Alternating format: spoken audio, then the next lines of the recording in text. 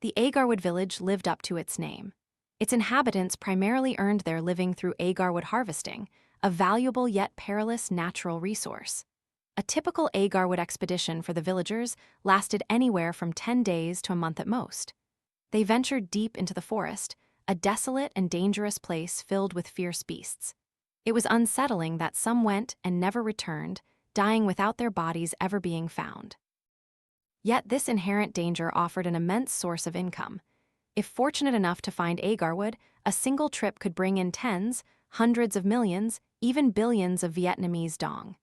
Some changed their lives after just 2 expeditions, abandoning the trade to pursue other livelihoods. Still, others pursued agarwood hunting with a passion, seeing it as a lifelong pursuit. Take the Pham family, for instance, one of the oldest and wealthiest families in Agarwood Village. From the youngest to the oldest men in the family, upon reaching the age of 17, they underwent a ceremony dedicating themselves to their ancestors and forest spirits, marking their entry into the trade. Afterwards, they were taught how to identify agarwood, how to find and extract it, and crucial survival skills in the jungle skills that often determined life or death. Whether it was divine protection or not, from the time of their earliest ancestors who first hunted agarwood, the Pham family had only recorded 2 fatalities.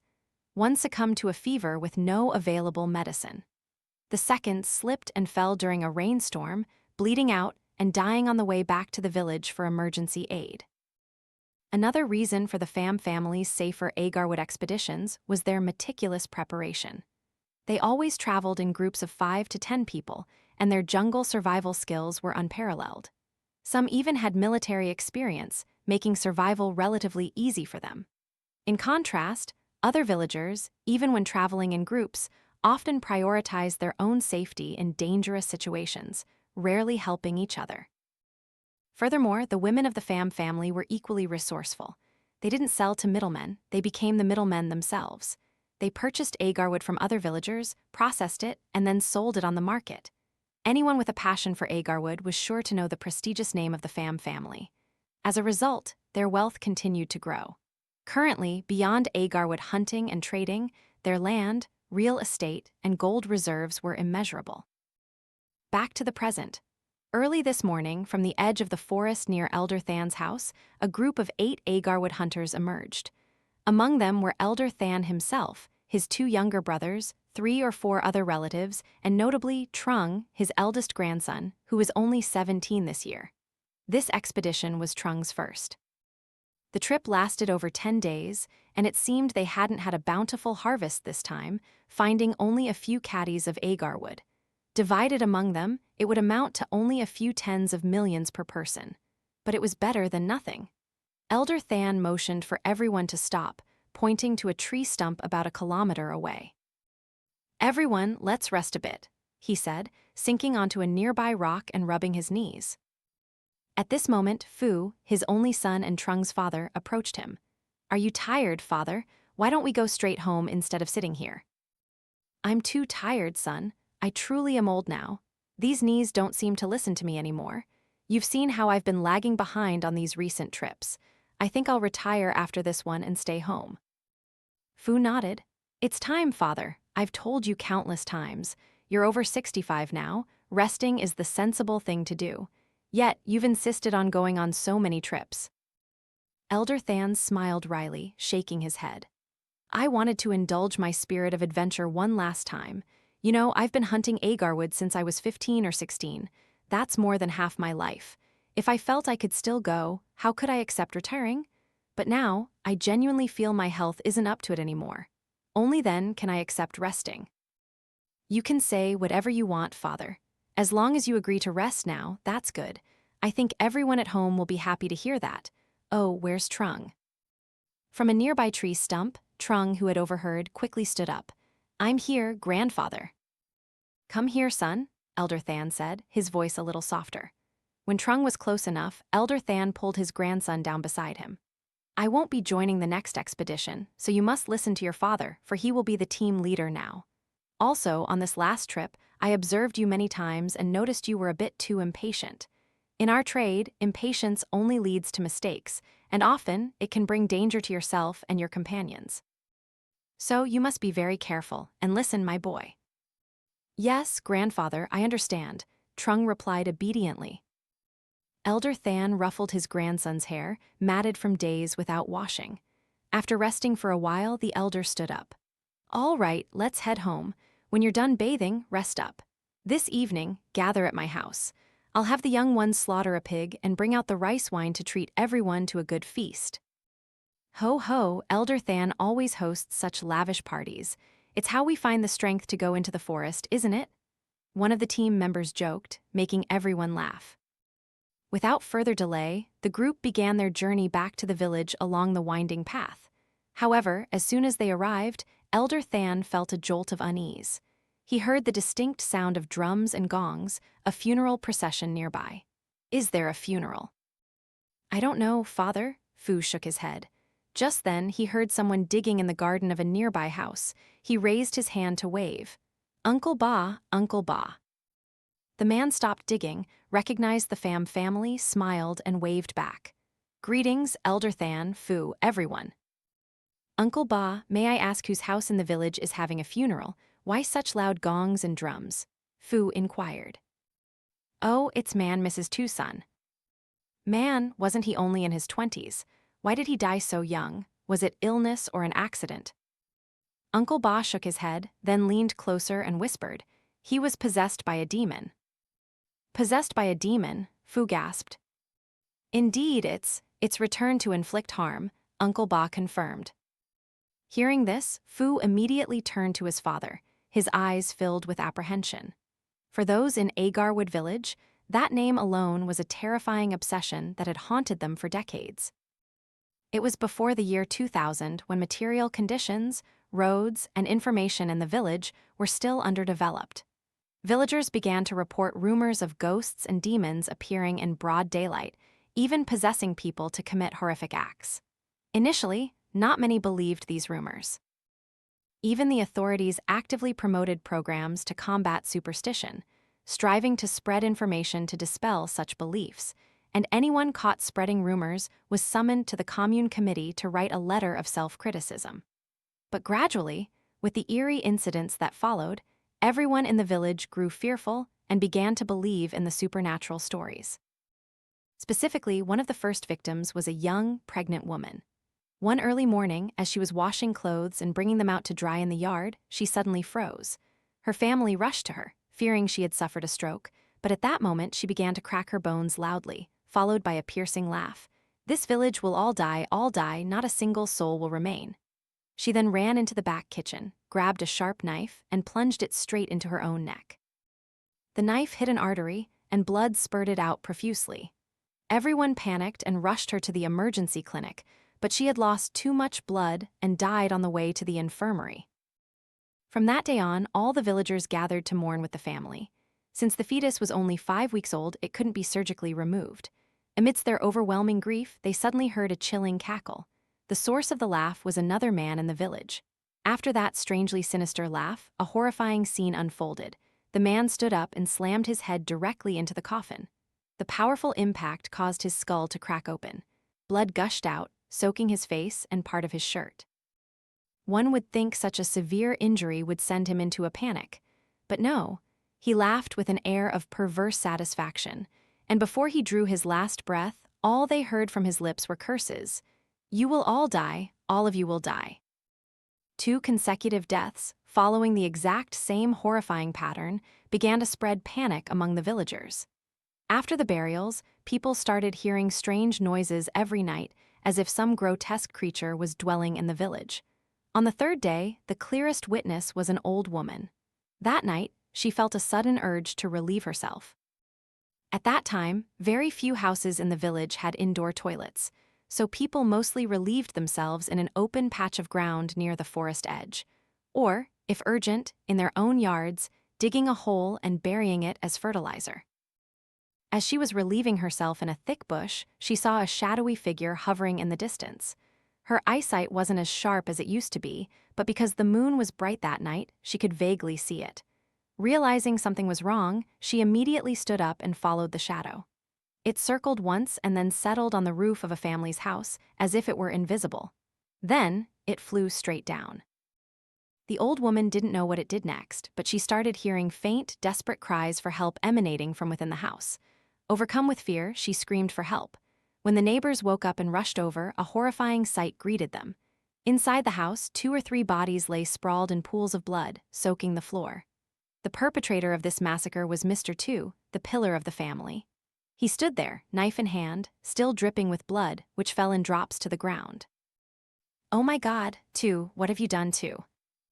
Mr. Two looked up, his eyes wide and fixed on everyone. "I will kill you all, I will kill everyone." As soon as he finished speaking, another act of slaughter unfolded. The next person to fall beneath the knife was none other than Mr. Two himself. This time, he plunged it straight into his own abdomen, tearing a gash that spilled his internal organs. Many faint-hearted individuals couldn't even bear to look at the scene. After Mr. Two collapsed, no one dared to approach. They immediately called the police. At this point, of course, the authorities couldn't believe the supernatural stories recounted by the old woman. They concluded that Mr. Two had murdered his wife and children due to a family dispute and then committed suicide. One by one, people died, each following the same pattern, leaving Elder Hong in silent dread. He didn't want to, but he had to believe. These consecutive deaths were influenced by some unseen force, not mere coincidence. So, following the villagers' advice, Elder Hong hired a team of renowned exorcists. But within the first few days of their arrival in the area, one of the exorcists went mad, bit his own tongue, and died. That night, as they prepared for a ritual, 2 more collapsed, spitting blood and falling to the ground. The team of nearly 10 exorcists dwindled. Some died, others fled in terror. Only 2 elderly masters remained. They accepted sacrificing their lives to help the villagers. That very night, a ritual altar was set up. The 2 masters took turns chanting incantations. Dark clouds gathered ominously in the sky, and the wind howled fiercely, as if 2 armies were clashing. As time crept towards dawn, one of the masters collapsed to the ground, spitting a mouthful of fresh blood. The remaining master wavered but was determined not to flee. By sunrise, people found both masters dead, sitting in meditation poses in the middle of the forest clearing. Initially, the villagers were terrified, believing the ritual had failed. But when they reached the altar, they found a letter left by the 2 men. The letter stated that Agarwood Village had fallen under a curse from an ancient demon dwelling deep in the forest. It found pleasure in killing and capturing people's souls. That day, the 2 masters had done their utmost to sacrifice themselves and seal the demon, preventing it from further harming the village.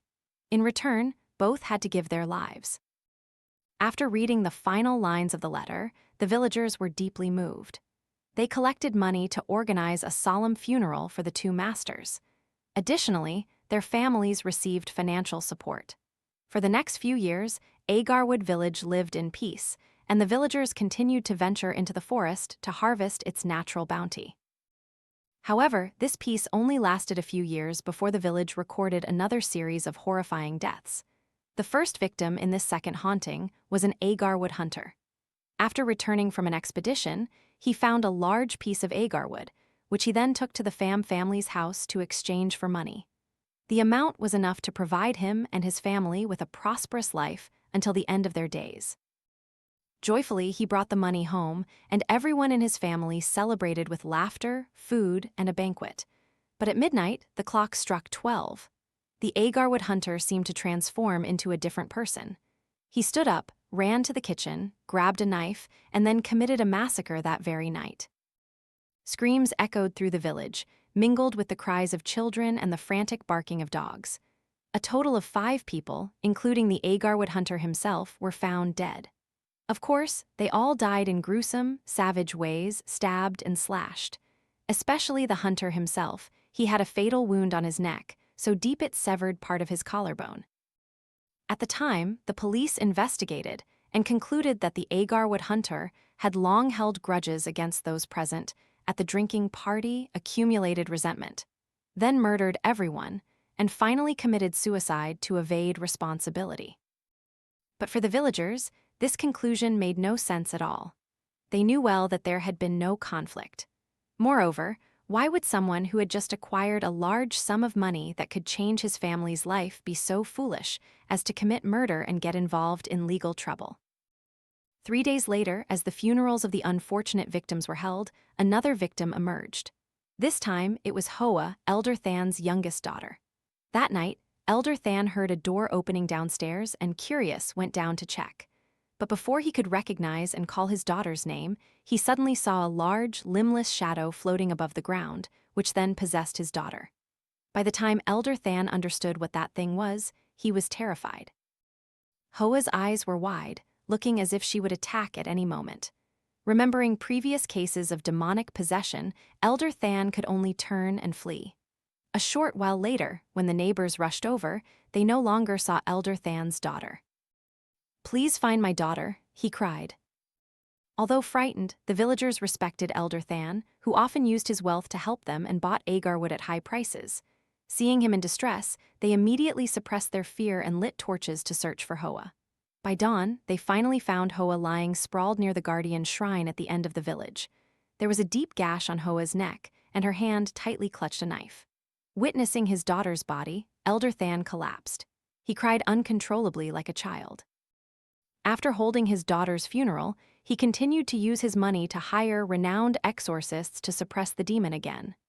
This time, no exorcists lost their lives, and they successfully suppressed it. 20 years had passed since then.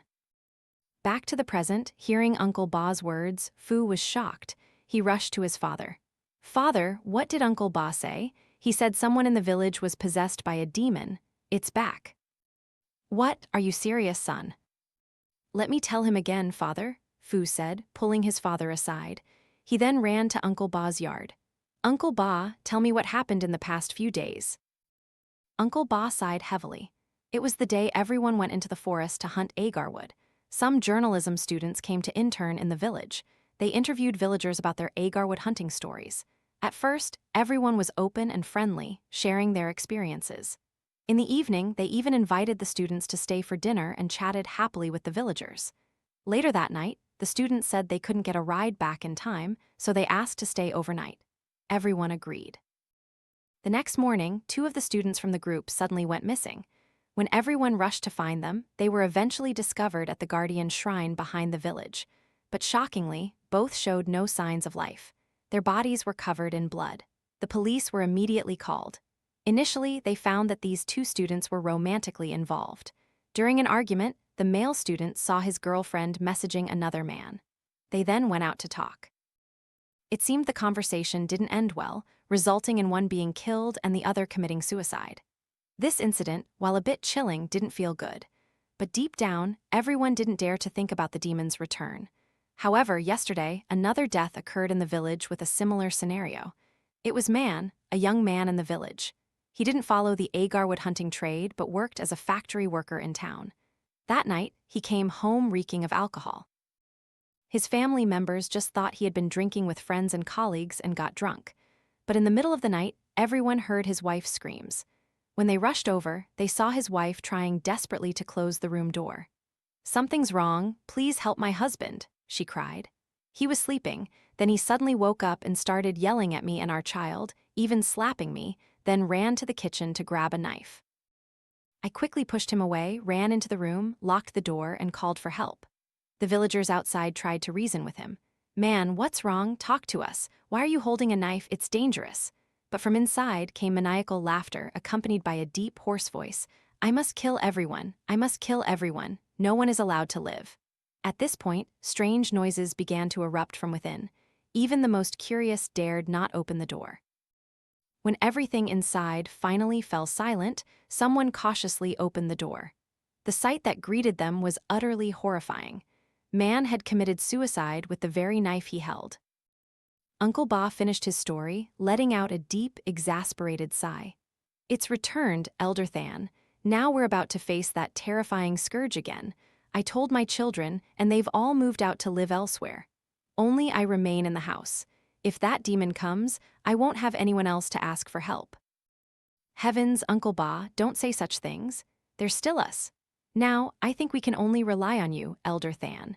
Please invite those renowned masters back to find a way to resolve this, or I fear our village will never find peace."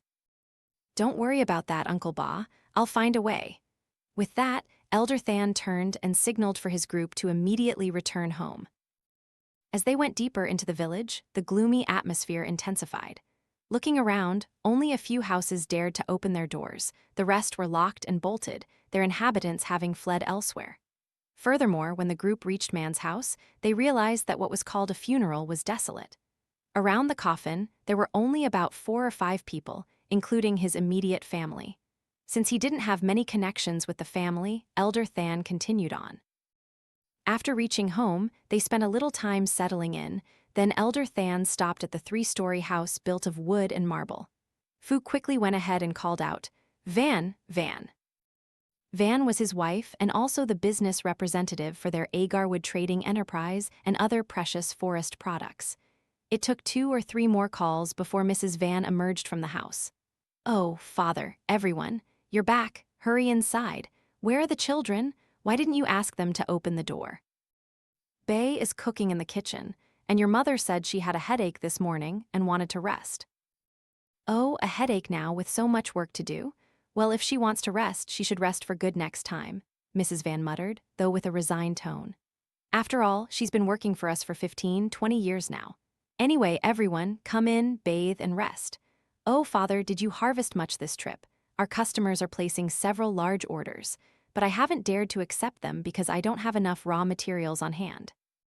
"Just accept them. We're not short. If 1 trip isn't enough, we'll go for 2. They need us, we don't need them.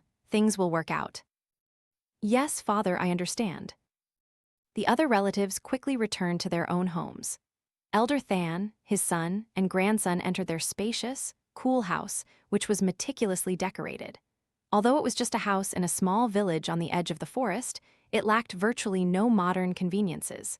There was even a luxury car parked outside. Every weekend and holiday, the 3 generations of the family would ride this car down to the town to eat and shop. Returning to the main story, after bathing, Elder Thanh took the basket containing the agarwood harvested from this trip and handed it to his daughter-in-law. Mrs. Van pursed her lips at the quantity of agarwood. This trip seems to have yielded little, Father. Next time, I'll tell Fu to head further up the western slope of the mountain range. People rarely go there, so there might still be plenty of agarwood. These recent trips, we've kept to the old routes, and everything eventually runs out right." "Oh, you're not going next trip, Father?" "No, I told Fu. Next trip I'll retire. It's time to rest." "Yes, that's good then. It's better to stay home, enjoy your old age, and spend time with your children and grandchildren, isn't it, Father? Oh, there's something I wanted to discuss with you." "What is it?" "There have been 2 murders in the village recently. People are saying it's the demon." Before Mrs. Van could finish, Elder Thanh raised a hand. "I know. Uncle Ba told me earlier. If that's truly the case, calm down. There's always a solution. I'll call Master Pha later." Master Pha, who was just mentioned, was one of the exorcists Elder Thanh had previously invited to drive away evil spirits. After so many years, perhaps the talismans had lost their effectiveness, so they needed to be renewed with another ritual. Later that afternoon, after dinner, Elder Thanh called Master Pha. Of course, with their long-standing acquaintance and the generous fees Master Pha received from this wealthy family, he immediately agreed. While waiting for the master to arrive, Elder Thanh used the time to visit Man's funeral. The same desolate atmosphere still enveloped the place. Elder Thanh entered Man's house. Mrs. Tu recognized him and immediately came out to greet him. "Oh, Elder Thanh. You've just returned from Agarwood hunting and heard the news. Please come in. Please allow me to light an incense stick and offer this condolence money at the altar." He then sat down at the table to talk with Mrs. Tu, Man's mother. "Please have some water, sir." "Thank you, but may I ask, how did Man die? Was there a quarrel between him and his wife?" "No, there was no quarrel at all," Mrs. Tu said, her voice choked with tears as she wiped her eyes.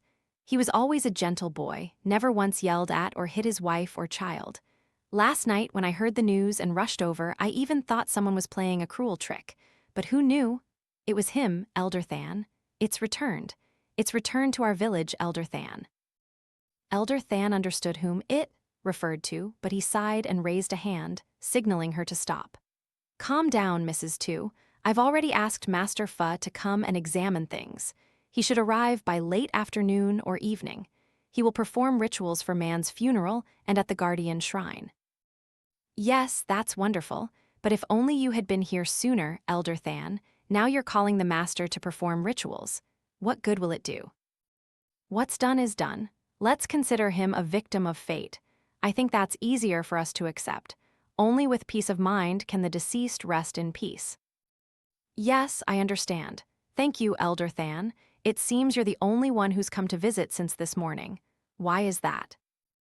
The villagers are all afraid that if they come here, it might target them too. So much so that I had to hire funeral service workers from the town. No one here dares to do it. How can they be so cold and heartless? My goodness, we're all human. People say the deceased should be treated with utmost respect. A funeral like this, it feels like there should be many people coming to visit, offer condolences, and comfort the soul of the dead. Oh well, don't be sad, everyone. I need to go home and attend to some matters. When Master Pha arrives, I'll guide him over. Yes, thank you, Elder Thanh. Thank you again. After leaving the house, Elder Thanh did not immediately return home. He headed towards the guardian shrine at the end of the village. This shrine had been built since the time the first people settled in Agarwood Village. He didn't know the exact name of the guardian spirit enshrined within, but Elder Thanh vaguely recalled from his ancestors that it was a sacred deity who had often appeared to guide the villagers in important matters. However, over time, after wars and various changes, only a few elderly people now tended to the incense offerings at the shrine. The younger generation didn't even care what the shrine was. Upon arriving, Elder Thanh closed his eyes and looked around the small shrine, nestled among large trees. Looking inside, there were already offerings of fruit, though no fresh incense. But judging by the accumulated incense ash, many people had been there to light incense and pray. On the small patch of ground next to the shrine, quite a few votive papers and fake gold were scattered. Additionally, there was an incense burner. Elder Thanh guessed this was probably placed by people for the two students who had tragically died there. Elder Thanh took a few more steps inside the shrine. He pulled out an incense stick from a nearby shelf, lit it, and began to pray. Oh, guardian spirit of Agarwood Village, you have always protected us. Today, as calamity strikes, I beg you to manifest and protect the villagers, bringing them peace. Just as he finished his prayer, the incense stick in his hand suddenly went out, as if some invisible force had extinguished it. Needless to say, Elder Thanh was startled. His expression became exceedingly grim. Without further delay, he immediately returned home. Back home, he waited until past 5 p.m. when Master Pha finally arrived. He brought 2 disciples with him. All 3 looked quite formidable. Seeing him, Elder Thanh and everyone in the house were overjoyed. Elder Thanh stepped forward and greeted him. Master, you're here. Did you have a tiring journey? It's nothing. When I heard the news, I was also very worried. It's strange. I thought after I performed the secret sealing ritual passed down by my ancestors and my master, everything would surely be resolved. Who would have thought that after so many years, everything would be so chaotic again? Elder Thanh nodded in agreement. Indeed, Master, I thought the same. For so many years, everything was peaceful. So, tell me, Master, when shall we begin the ritual? Tonight, immediately. Go and gather all the adult, strong men in the village who are born under the zodiac signs of the dragon, rat, snake, and rooster. Yes, I'll prepare them. At this moment, Trung, overhearing what Master Pha said, quickly spoke up. Grandfather, I'm a rooster. But he was immediately glared at by his grandfather. This boy, who asked you to speak? Let the adults talk. Please excuse him. Go inside now. You're a rooster, go inside and work. Learn how to sort agarwood. Yes, grandfather, I understand. After Trung left, Elder Thanh continued. Master, what do we need for the ritual? Please tell me so I can have the young ones prepare it. Just fruits, tea, and cakes like a regular ritual. But please take the trouble to buy a live suckling pig, put it in a cage, and hang it about 2 meters high. I will offer it to the guardian spirit. Yes, I'll go and prepare it then. Time gradually approached midnight, and all preparations were complete. In the clearing in front of the Pham family's house, there were about a dozen young men, all within the age range specified by Master Pha. Each man held a thread, which the master explained was a type of talisman to keep them safe during the ritual. Additionally, the suckling pig had been brought. By 11 p.m., everyone began to move. The group included Master Pha, his 2 disciples, the young men, and of course, Elder Thanh and his son Phu. They arrived at the designated spot and arranged the ritual offerings. The master ordered his 2 disciples to walk around, lighting several torches to form a yin-yang diagram. After it was set, he stood in the center. The young men were positioned in groups of 3 or 4. "Listen, everyone," the master instructed. "In a little while, a strong wind will rise. When that happens, no one is to panic or flee. Otherwise, it will affect my ritual, and you know what that means." Everyone nodded, acknowledging the warning, and prepared everything. Phu, Elder Than's son, stood in a hidden corner. Some villagers, having heard the news, also came to watch, partly out of curiosity and partly out of courage. Elder Thanh didn't send them away, hoping that if the ritual succeeded, they too would feel at ease. At midnight, the ritual officially began. Master Pha, holding a bell, stood within the diagram and began chanting incantations. Almost immediately, a powerful wind like a hurricane swept through, just as he had predicted. The wind was so strong it whipped up dust and dirt, yet strangely, the torches he had lit beneath the diagram remained unextinguished. After finishing the first incantation, Master Pha took a knife attached to a long bamboo pole. He walked around the suspended suckling pig. After one full circle, he plunged the knife into the pig. The pig's squeal, combined with the blood that gushed out and stained the ground, sent shivers down the spines of those who witnessed it. Just when everything seemed to be going smoothly, suddenly, from a corner of the diagram, a young man began to tremble. His hands shook as he stammered, pointing towards a spot. It's there. Others followed his gaze and noticed a white shadow flickering in the wind, hidden behind a clump of trees. Of course, no human would be dressed in white and out there. And what no one expected was that the young man was so terrified that he ignored the master's warning and immediately turned and fled towards the village square. Instantly, the wind howled fiercely, extinguishing 3 or 4 torches. Master Pha shouted, "Stop, you'll die if you run." He immediately had one of his disciples fill the young man's spot, but it seemed too late. Everyone started convulsing. They knelt, shaking their heads and writhing, the talismanic threads on their hands burning up and disintegrating without any external touch. The next scene was utter panic. One by one, people fled the master's diagram. There was no one left to replace them. He tried to continue chanting and stabbed the suckling pig about 10 more times. Just a moment ago, it lay still, but now it suddenly thrashed about, its eyes glowing an eerie cat-like green. Oh no, this is bad. Now it was Master Pha's turn to try and escape, but before he could step out of the diagram, he froze. His 2 disciples immediately rushed to him. "Master, what's wrong, Master?" After a long moment, Master Pha used the very knife he had used to stab the pig to attack his disciples. Caught off guard, one disciple was stabbed in the chest and collapsed, convulsing on the ground. The next was only wounded in the arm. But Master Pha's eyes were no longer normal. He glared at the scattered crowd of villagers fleeing in panic. And of course, he looked straight at Elder Than's son, Phu. "It will be your turn. It will be your turn too." Master Pha threw his head back and laughed maniacally. As his laughter died down, he turned the blade inwards and plunged it straight into his own throat. Blood spurted out like a geyser, splattering all over Elder Thanh. Phu, quick-witted, immediately pulled his father away. When the 2 arrived home, Mrs. Van and Trung rushed out. "Husband, Master, did the ritual succeed? Did you drive it away?" Get inside now," Phu roared, his voice hoarse. Seeing her husband's panicked demeanor, Mrs. Van almost guessed the outcome of the ritual.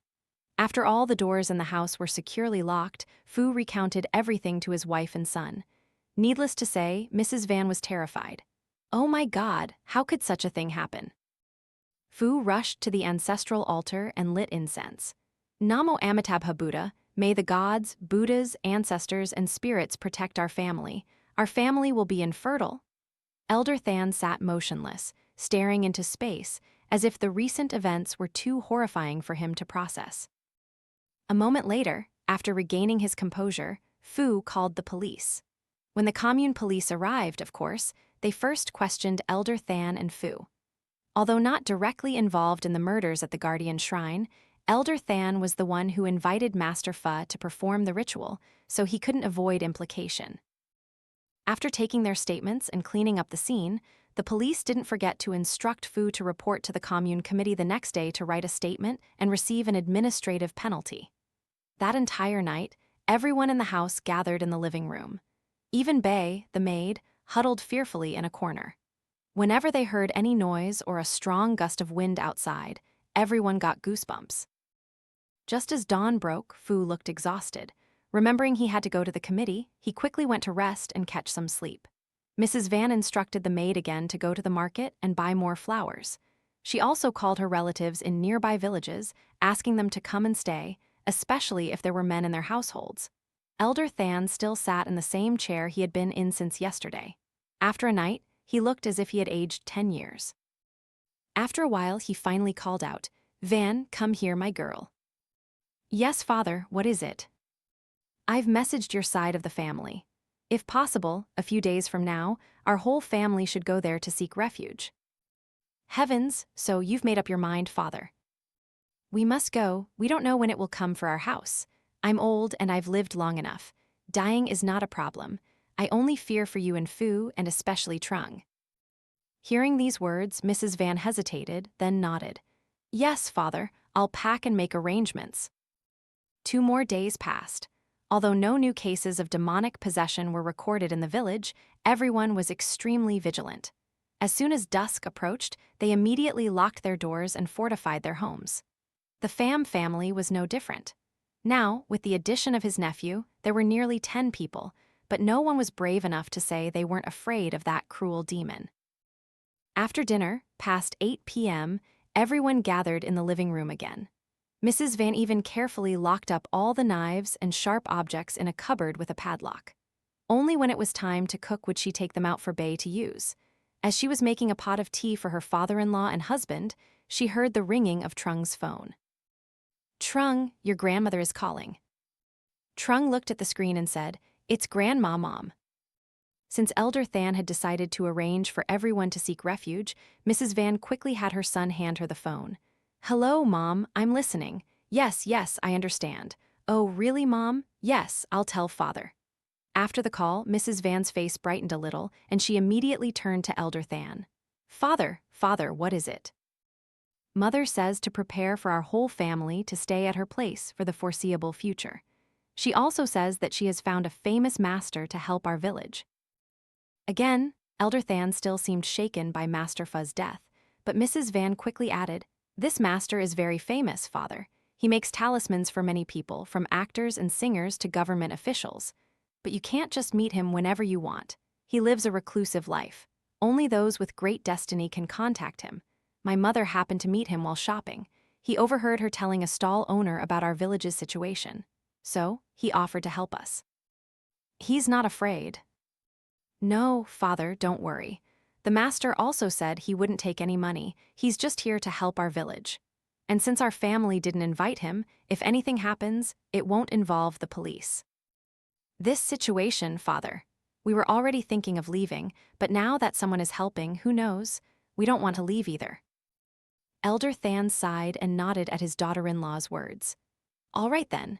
Now that we have another chance, everyone must be fully prepared. Tomorrow morning, Trung, you and your cousins go ahead to your grandmother's house." "No, Grandfather, I want to stay with everyone."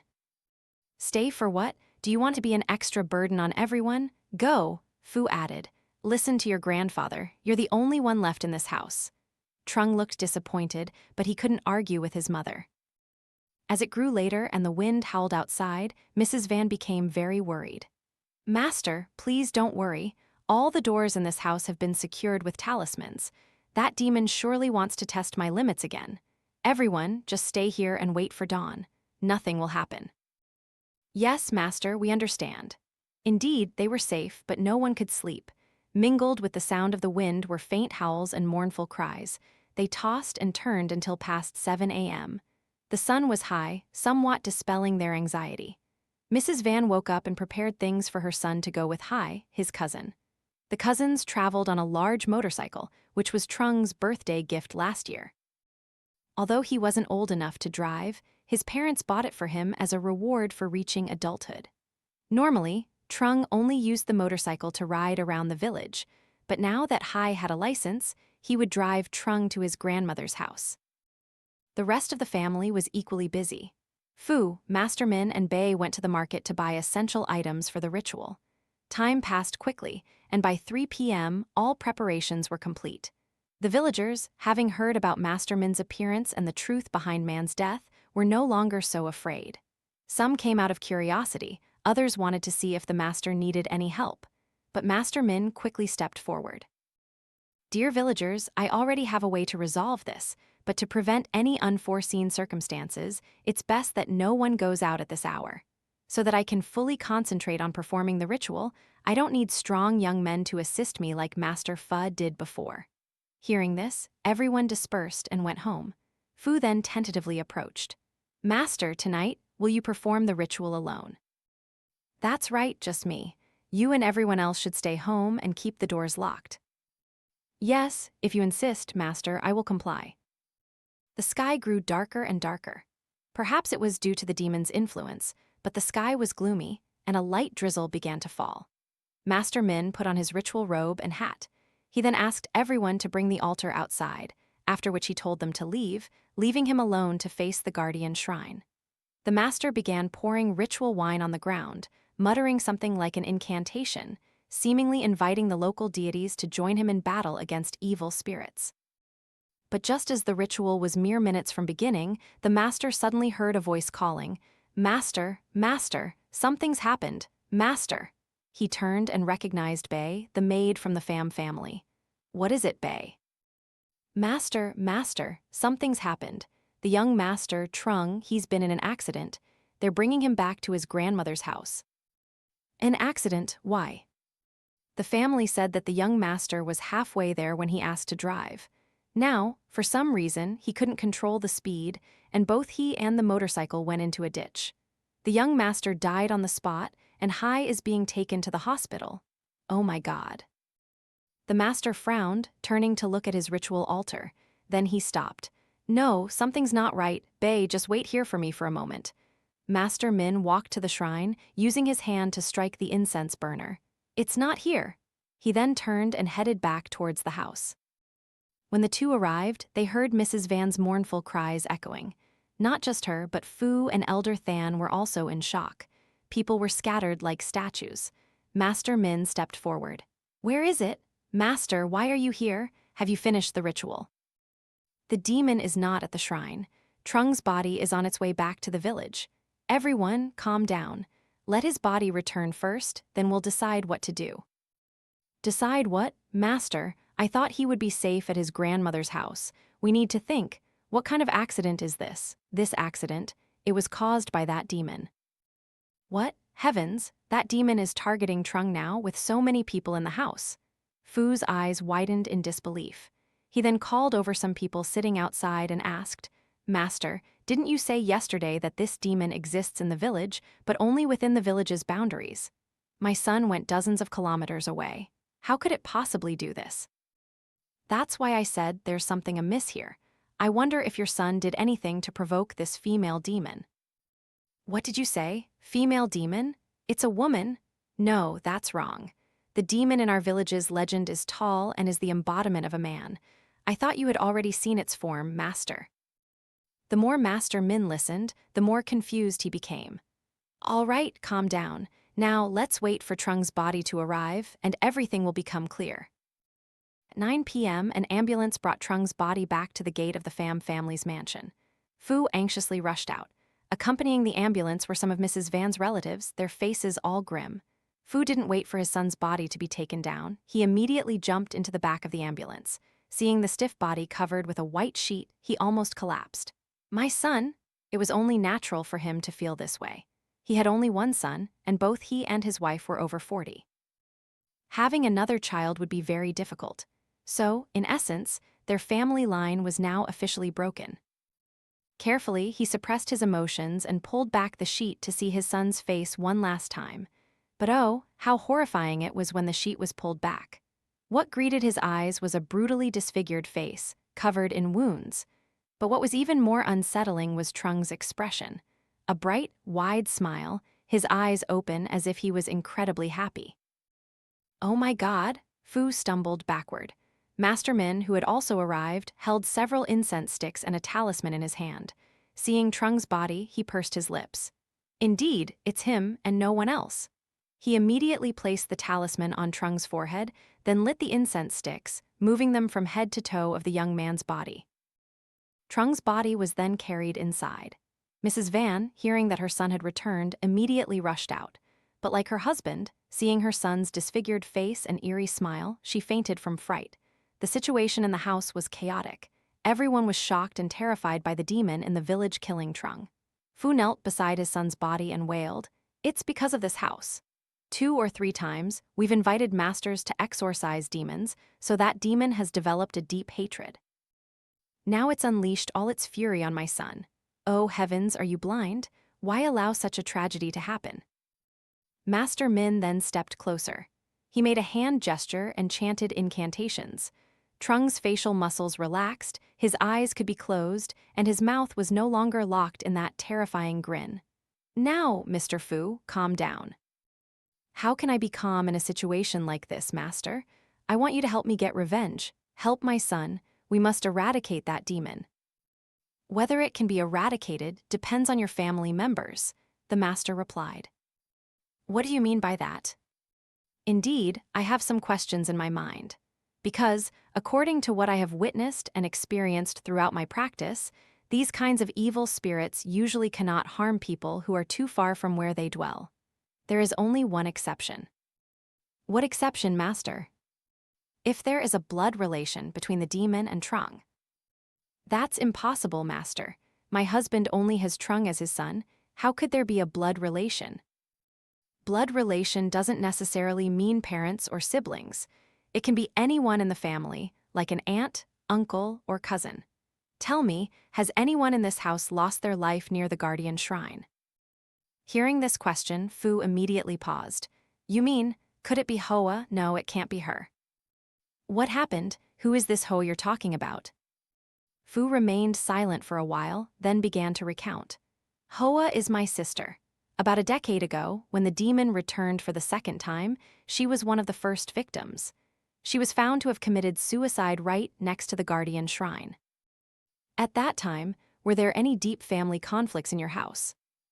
"In our family, from young to old, everyone knew their place and lived harmoniously, lovingly.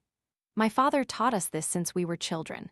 When I heard my sister died, I was devastated, especially when the police concluded she had committed suicide with the sharp knife she held. I know you say my sister is the demon, Master, but it's not true. That demon harmed my sister, so how could she become it? Have you ever considered that the real demon in this village was restrained by the suppression ritual performed by the first 2 masters, and that the deaths that followed, how could that be possible now? If you want everything to be clear now, I will return to the guardian shrine. I believe your sister's spirit has also returned there. I will try to summon her soul to ask what the real hidden story is. You and everyone else should stay home and take care of Trung's funeral arrangements. I'll be back in a while." "Master, please be careful." However, before Master Min could leave, a faint voice echoed from Elder Than's side. "There's no need to go anywhere. It's Hoa." The speaker was Elder Than. Fu was startled. He stood up. "Father, what are you saying? The one who killed Master Fa and Trung is Hoa? How can you say that, Father? Are you out of your mind?" Elder Than now stepped closer. He reached out a trembling hand and grasped his grandson's hand. "Trung, I'm sorry. I truly didn't want things to turn out this way." "Father, what is going on? How is Hoa connected to this?" Elder Than nodded, then began to recount. "It's all my fault. The year Hoa, your daughter, was 20, she brought a young man home to introduce, announcing she wanted to marry him, an Agarwood hunter. But I didn't approve. He came from an ordinary, middle-class family, even somewhat poor. At that time, our family was one of the wealthiest in the region, so I couldn't help but suspect the young man was trying to trick my daughter into marrying him to steal our wealth. Therefore, I opposed the marriage and their relationship. The only thing was, I didn't tell anyone else. I even met the young man and put pressure on him, but they continued their relationship in secret. Until one day, Hoa secretly opened the safe to steal money and gold. I caught her in the act.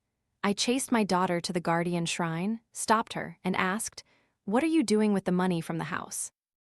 Father, I'm sorry, just one more time. What are you doing with that money? Father, I want to leave home. Are you going to follow that damn man, aren't you? Did he cast a spell on you that you're listening to him now?